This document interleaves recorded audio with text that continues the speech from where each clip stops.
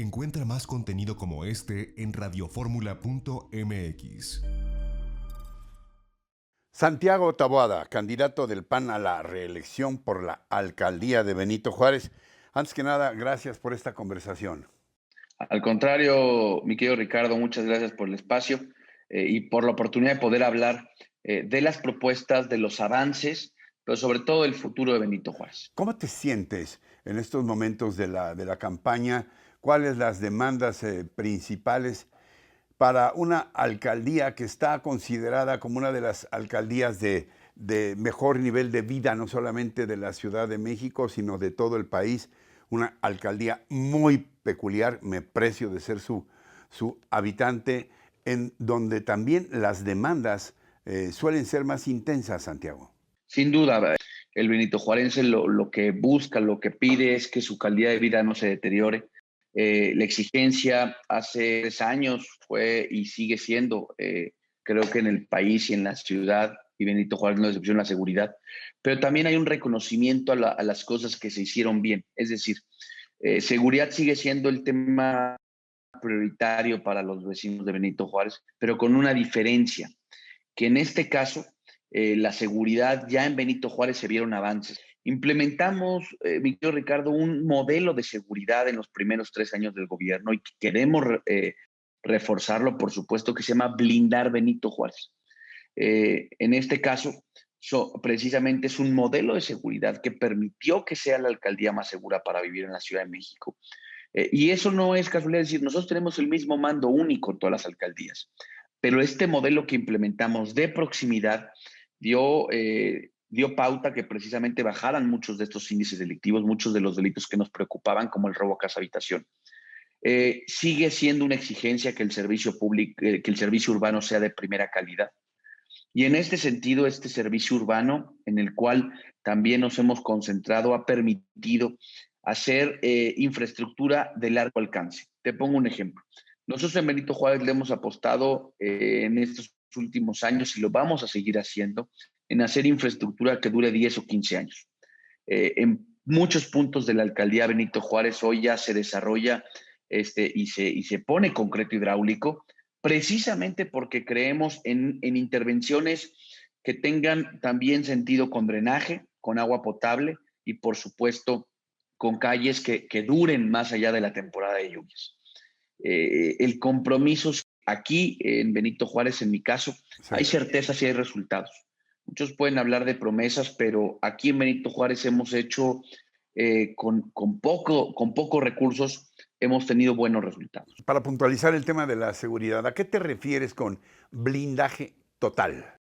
Es el siguiente paso que le vamos a dar a blindar Benito Juárez. Es decir, nosotros pasamos de tener 70 elementos a 360, de 0 patrullas a más de 60. ¿Qué queremos? Hacer una estrategia en donde ahora involucremos la tecnología y la inteligencia, precisamente porque el tema de seguridad no solamente se resuelve entre policías y ladrones. El tema de la seguridad se tiene que resolver desde el desmantelamiento de las estructuras delictivas y estas tienen que ver precisamente con el uso de la inteligencia, la tecnología, en donde podamos ver un vehículo en ciertas condiciones, cómo podamos hacer su seguimiento a través de estos arcos que ya se instalaron 4 en Benito Juárez, en los puntos que dan con la alcaldía precisamente Cuauhtémoc, Iztacalco, Iztapalapa y Álvaro Obregón. Y también hay que decirlo, en esta parte del blindaje total es hacer una estrategia que son los microcuadrantes en las 28 zonas más conflictivas de la alcaldía. Es decir, vamos a reducir nuestras áreas de patrullaje precisamente para que sean más precisas y podamos atender incidencias muy particulares en estas 28 zonas que vamos a establecer estos microcuadrantes. Una de las polémicas más intensas que hemos vivido en los tiempos recientes es la que se refiere a la construcción sobre todo la construcción de unidades habitacionales de clase media alta para arriba y hay puntos de vista muy opuestos. ¿Cuál es tu política al respecto? ¿Qué dirías respecto a este crecimiento vertical? A ver, lo primero es, y lo hemos planteado, inclusive nosotros ya tenemos un documento porque, como tú bien sabes, el documento base que le da vida a una construcción es el certificado de uso de suelo. Y ese no lo da la alcaldía, lo da la SEDUFI. Si no replanteamos, si no reorganizamos el desarrollo urbano en Benito Juárez, es decir, nosotros tenemos un programa de desarrollo urbano que data del 2005, Ricardo, y no somos ni los mismos del 2005 ni tenemos la misma problemática. La ciudad tiene que seguir creciendo, hay un déficit de vivienda sin duda, pero tiene que ser en zonas con mucho más orden y sobre todo que quienes pagan, como es el caso de muchos desarrolladores, al gobierno de la ciudad por los impuestos, por los derechos, por las obras de mitigación, se queden en las zonas que se desarrollan, porque ese debería ser uno de los debates más intensos, precisamente porque el dinero no se queda necesariamente en las zonas en donde se desarrolla. Y si hiciéramos ese esfuerzo para renovar drenaje, agua potable, porque está en condiciones prácticamente en 70, 60 años no se ha renovado el drenaje y el agua potable de la Ciudad de México. Y por supuesto, hacer un desarrollo más equilibrado, un desarrollo más ordenado, que esa es la parte nosotros a lo que le apostamos en esta segunda etapa, en poder meternos a la discusión también con el Congreso, también con el Instituto de Planeación, de dar una nueva visión del desarrollo urbano en Benito Juárez, pero por lo que le toca a la alcaldía. Y esto sí lo que quiero ser muy claro. Ni un centímetro más de varilla fuera de la ley, como lo dije hace 3 años y como lo hemos mantenido. Porque hoy en día hay muchos de esos edificios que se construyeron con pisos de más, que hoy estamos en juicio, que inclusive estamos acompañando a los vecinos y que vamos a seguir manteniéndonos en esa postura, Ricardo. Creo en el orden, creo en el desarrollo también, sin duda, pero principalmente en el orden. A reserva de lo que tú quieras puntualizar, una pregunta final, aunque este espacio se queda abierto.